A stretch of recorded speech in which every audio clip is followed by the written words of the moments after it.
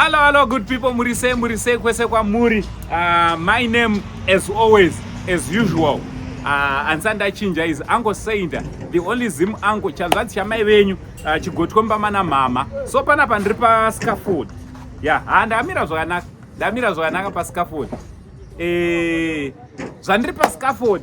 Zongoro wachete oti dzimba dzea 3 dzimba dzamaka promise onzi in 3 months dzinofana dzapera panapa.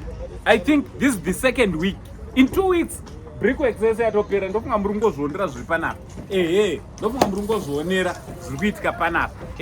So ndoda kumbokuradzai kuti what's happening here. So ndichida kuzivisa zvakare kuti the only company inoita kuti basa rifambe zvamai manje it's Greengate.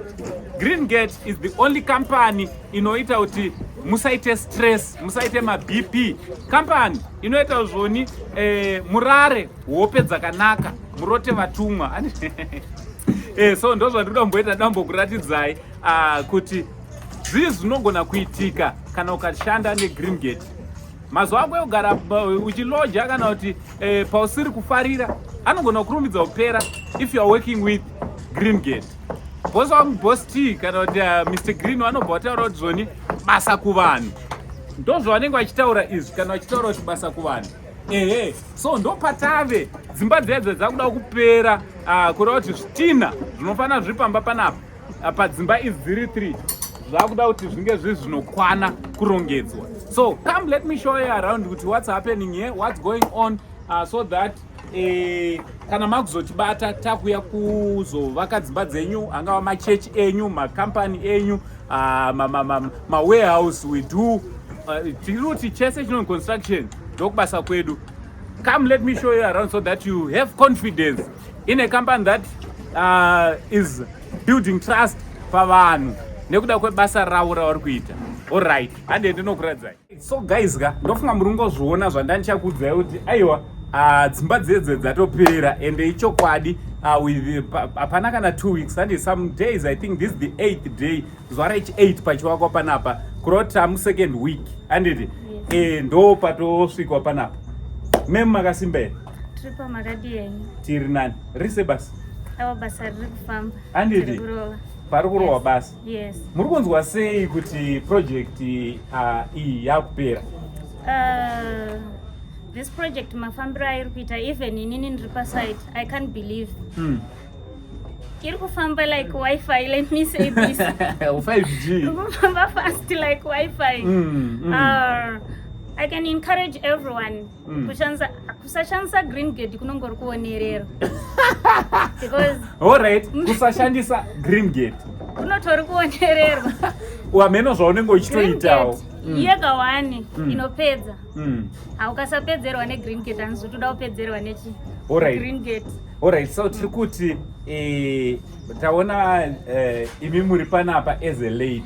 Yes. And there are some other ladies I've seen inside there also who are working per site. Yes. Sezva muri kuita. Muri kutowo chii kune madzimai? Kune madzimai vanoti zveconstruction chichi. Why? Because this is a men dominated industry. Handiti? Yes. So munotowo kudii? Tichitaura kune madzimai ese anofungidzira kuti kuconstruction hakuendeke whatsoever. Tiri kungoti mese huyai neuwandu wenyu kunoku tinotokudai. And kunoku hakuna basa rinonzi harigonekwe nemukadzi. Tiri kutorishanda iro racho ramuri kufungidzira kuti harigonekwe construction.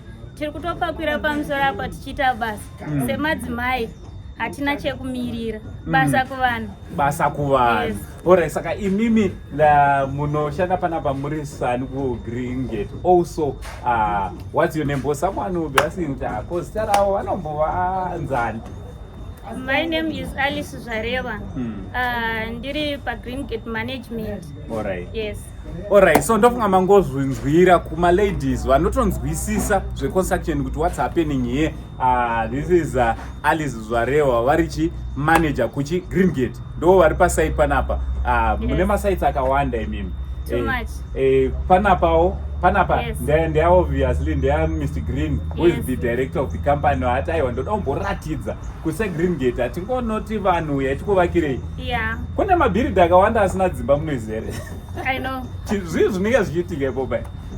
I think inenge iri nyaya yekuverengera like wozongoona kunge ndichazozvita later of which later yachona inoguma yafail.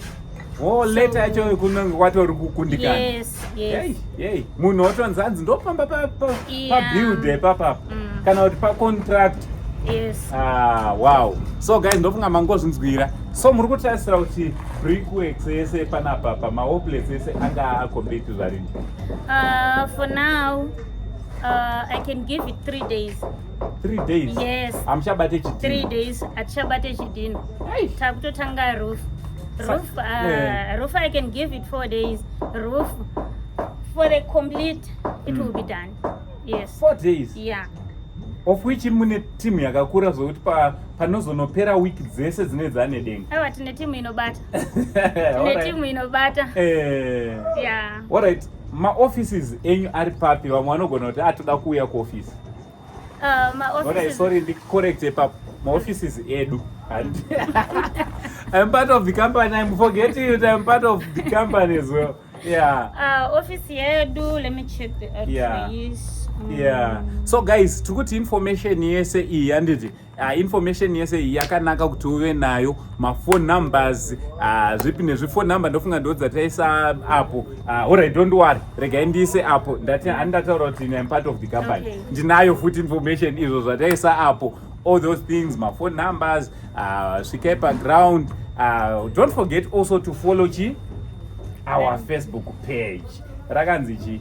Greengate Engineering and Construction. Yes. Izvo zvakanakira ndezvekuti ipapo unoona zvese, you see information yese yakakosha yekuti unofanira kunge uri unoonawo. Kana wada kutangawo zvekuvaka, ukaenda papage redu reGreengate Engineering and Construction, zvanakira kuti unotanga kutozivawo mastages ekuti kana pachivakwa panonzwai usabirwe nemabhiridha ari kukuvakira ikoko. Ndo chimwe chinhu chinogara chitaura Boss T, Mr. Green, vanogara vachitaura kuti musavharwa. Zivaiwo kuti what's happening kana uchivaka, hazvisirizvo. Ndizvo. Hamusati mambonzwa vanhu vachichemera nekuvharwa. Vanhu vari kuchema nekuvharwa, asi kana tichiti uyai kuGreengate, tiri kutaura kuti uyai tipedze. Handiti? Yes. Hanzi basa kuvanhu.